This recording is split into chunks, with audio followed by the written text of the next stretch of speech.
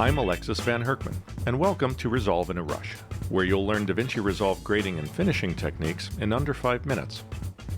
In this lesson, we're going to take a look at another one of DaVinci Resolve 12's new features, and this is the ability to optimize clips that you've imported into your project.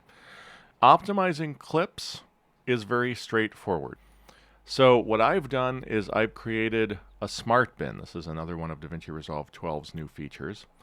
And this smart bin, if I double click it to edit it, is using the media pool properties group of metadata. I can use all kinds of criteria. For example, if I go down to codec, I can use the codec. If the codec contains DNG, there are all of my Cinema DNG clips. Now, if I want, I can select these clips, right-click, and choose Generate Optimized Media. And if I do so, I'm going to do so with this one clip right here.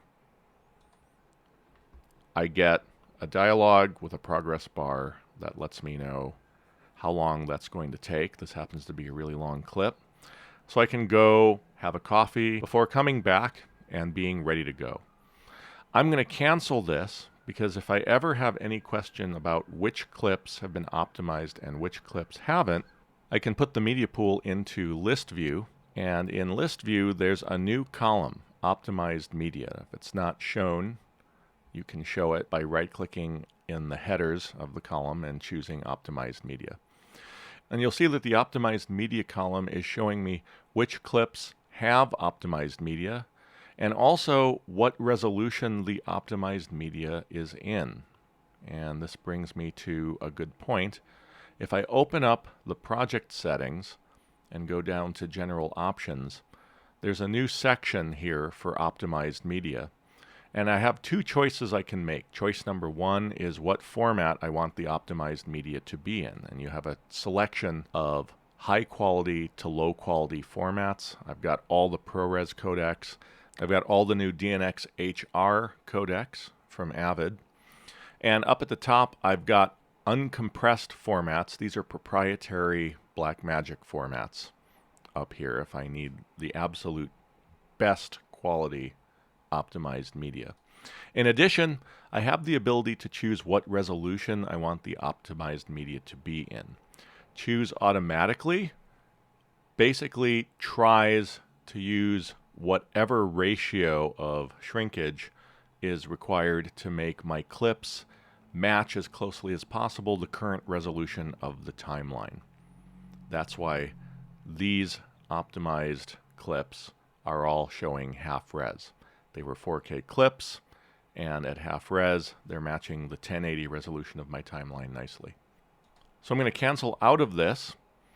Once I've optimized my media, it's a very easy thing for me to use it. It just works like any other clip. If I go up into the playback menu, there's a command, used optimized media if available. When this is checked, I'm using optimized media. So if I open up a clip in the source viewer, I'm now using the optimized media rather than the raw media. And if I jump into the color page, same thing. I'm just invisibly behind the scenes using the optimized media. So if, for example, I were to go into the motion effects palette and add a little bit of noise reduction just to stress my computer out,